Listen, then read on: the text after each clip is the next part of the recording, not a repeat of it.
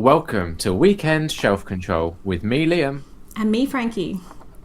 and today we're kicking off our first project that we're going to be talking about together on this channel, all about Stephen King, the king of horror.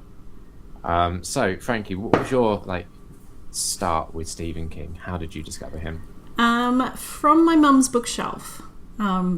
She had a number of his books. The first one I read was The Dark Half, which I haven't read since, so I'm looking forward to reading that one again because I thought it was great. I remember there was a line from it about someone's got injured in their forehead and their skin peeled down like wallpaper. And I just thought nice. that was a really interesting line and probably unlike anything I had read up to that point. So, Yeah. yes, that would be it. And then I read some other books that she had and then the library, and yeah, I went from there. Okay, yeah, I for a Christmas one year got the hardback of Skeleton Crew, and I have this real distinct memory of being, I don't know, maybe 12 or 13, lying in bed at night reading it. But it was a chunky hardback, so it wasn't like a comfortable, easy to hold and read. It was like laid out on the pillow with me reading it. But I didn't read a whole lot of Stephen King growing up because my mum, her bookshelf was more James Herbert, which is kind of like a UK horror author equivalent of Stephen King, where they were My both mum read writing him around the as same well. time. Yeah, okay, that's interesting. Um, so I was probably more aware of Stephen King through his movie adaptations than his books. I think I maybe read a couple of the books as I was growing up, maybe in my teenage years, but I don't have any really strong recollections of that. Just Skeleton Crew is the only one that really stands out until back in 2017 when I decided I'm going to read all of Stephen King's books in publication order, but I'm going to do it very slowly. Which is not the best, probably, for someone that writes this much. It's a Oh, very, yeah, very long project. well, I will say, so we're now in 2026, so that's 9 years, is it? So in that time, I have read 23 Stephen King books, which I do think I'm slightly ahead of how many he's released in that time, but probably not by much. Yeah. Like he does what, a book a year roughly, I would say. Yeah, it seems to be about that. Yeah, so it will take me a while to get there, but it also gives you time to catch up for us doing Yes. this project. I do plan to read them faster to catch up, and which will be pretty easy with the novellas, a bit harder with some of the other chunky books, but a fun challenge. And I would say I sort of have probably read the majority in the 90s, and Okay. a lot of those I haven't read again, so I'm looking forward to revisiting a few of them. Yeah. Yeah, I've read a lot of Stephen King, but little when you look at how many things there are. I feel like Yeah. I've read a bunch of Stephen King, but he has so many that it's not very much in the big picture. So I am interested to read more. I've sort of come back to try and read more in the last year or two, but yeah, haven't made that much of a dent. But this is what this project's all about, right? It's making a bigger, better dent, but equally no pressure, right? We'll get through them as and when. We've got little Stephen King here. He kind of cheers me on from my bookshelf, which I because I have as a collector, I have acquired, if not all of his books, the vast majority, and they do dominate three of my bookshelves. Wow. So there's a lot to be getting through, and there's definitely some that are harder to find than others, which maybe we should talk about some of the ones that we've got lined up that we know. If anyone wanted to read along with us, maybe like a heads up of these could be challenging ones to find that you might want to keep an eye out for. Yeah. Which starts pretty early. Is it like the third one on the Yeah, list or like something? third or Or fourth, fourth? something like that. Fourth on Yeah, the list? Yeah. yeah, I am lucky though because I have this Buckman books from the 90s. I didn't even know, hadn't really paid attention that King just didn't want it to be published. So if you buy this now, it only has the 3 novellas instead of the 4. So yes, I'm looking forward to reading Rage just to see. I didn't know what it was about until I talked to someone at work this week and she told me. yeah. So now I know what it's about. But I am And curious to why read. it's Yeah. and you also know why he doesn't want it published, because I acquired a copy of it after a late drunken night of putting a bid on eBay and thinking when I went to bed someone had outbid me, and then waking up and no one had outbid me. But yeah, because we should mention that as part of reading all of Stephen King's books, we are including his pseudonym Richard Bachman. We're going to be reading those books as well. So my eBay order, not only did it have that, but it also had The Running Man, and it had Roadwork, and it had The Long Walk, which aren't all of his Richard Bachman books, but they are the first 4 of his.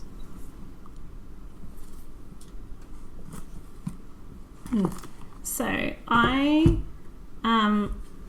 also am looking forward to rereading The Stand. This was the biggest book I'd ever read at the time I read it, which was in the 90s, and very chunky. I have purchased a newer version that's a bit more readable, not such a brick, but I'm keeping this one because it is the first time I read it and it's my favourite book, so Yeah. I'm happy to have 2 copies on my shelf. I think to date that is the longest book I have read. There's nothing that I've read yet that has beaten it. See, this version is 1,400 pages. Yeah, I think the version I So- had was 1,300. So yeah, this is probably the longest book I've read. I've read some long books, but I can't think of anything else that's 1,400 that I've read. Well, I'm thinking, I've read some Brandon Sandersons that are long, but the longest of that I've read is 1,008. So The Stand has that beat by a solid 300 pages there. But I also do feel like there is so much story in The Stand. And I'll see when I read it again. I think I've read it twice, maybe. I don't know. I also really love the miniseries from the 90s, which I do plan to rewatch again. It's pretty funny. They released it on Blu-ray, and it was a remastered version with the effects updated and everything, and I was really excited. I bought it as soon as it came out to watch again. And then I was just looking at it because I'm like, COVID happened afterwards. When did I buy it? But the copyright on it is 2020, so I think it must have come out right beforehand, and then COVID happened, and I was like, I cannot watch a mini-series with this storyline at the moment. Time has passed now. I feel like I can do it. So after I read the book again, I'm gonna watch it again. It's one of those books that I think when we reach the end of the Stephen King project, it's probably one of those books that I would be considering going back and revisiting. But one of the things I will say is, when you look at his list of books, there's 2 copies of The Stand, right? There's the original published one, and then in, I think, 1990, he did like an uncut, sort of like director's cut, essentially, version where he added some additional things and updated some of the references. Like, I believe A Nightmare on Elm Street is referenced, which when it first came out would have been late 70s, before A Nightmare on Elm Street had even been released. But when I was going through like Stephen King was really my introduction back into reading. I completely fell out of love of reading for a long time, and Carrie was the first book that I started when I was like, I'm going to try and get back into reading. And I was still at that stage of kind of daunted by big books. And when I saw that it was on there twice, I thought, "Do you know what? I'm just going to read the uncut version, because if I really struggle and hate this, that's going to be the end of this project. Because I'm going to know that the next one coming, if I have to read it all again with just a few extra additional bits, that's going to really put me off." But we'll get there, and I'll talk about my thoughts when we get to that book. But I shouldn't have worried, and I am already eager to the day when I feel ready to reread it. Yeah, I mean, that's the thing. I know the other version I have, I think, has a lower page count. So Yeah. that makes it feel a bit better, even though it's the same amount of reading. But Yep. yeah, I don't mind at all that it's so long, because I just remember loving it so much that I would be Yeah. happy to revisit and be with them again. And then to watch the miniseries too. I remember there's one scene in the miniseries that I remember finding really creepy when I was a kid. And yeah, so I'm looking forward to doing that again. The new miniseries or TV show or whatever it was that came out a few years ago, don't think I'm going to watch it. Is there a reason for that? I like the original so much, I'm worried about tainting it and seeing new people acting as those characters that Yeah. I just feel like I know them from the original show. Okay. And Yeah. yeah, so maybe one day, but at the moment I don't want to. That's fair. I would say one of the early Stephen King books that I'm looking forward to us getting around to discussing is The Dead Zone. Now, is this one that you've read before in your sort of Stephen I King haven't journey? read. I've only seen the movie. I haven't seen the movie, but I'm excited to talk about that with you because I would say it was the first Stephen King book I read, and again, it's quite early on in his career, where I didn't know what it was about. I hadn't heard anything about it, Wow. and was just really pleasantly surprised by it. And it's the Stephen King book that I now use if I'm recommending Stephen King to people as the entryway into his work. I'm like, give this a go because I've got friends who maybe aren't massively into horror, and Stephen King has a certain connotation to him, but not all of his books are strictly horror books. In fact, I would say the way I've described Stephen King in the past, maybe even while recording, is it feels more like a soap opera at times, and then you see what happens when you add some sort of horror element to it. Like Yeah. Cujo being the perfect example of a family dynamic with a strained relationship. What happens when you then add Do you Rabid know, Dog? Cujo is one I still haven't got to yet, in either book or Mm. movie. And I even bought a box set because I really love the Langoliers. Okay. Mostly the mini TV, was it mini series? I don't know, it might have just been a movie. I can't remember if it was 2 parts or just one. And it's not great, but it's interesting. But what I really liked is the audio in it. There's like a sound they keep hearing, and I found it the creepiest sound when I watched it as a kid. Okay. When you find out what the sound is, it's a letdown.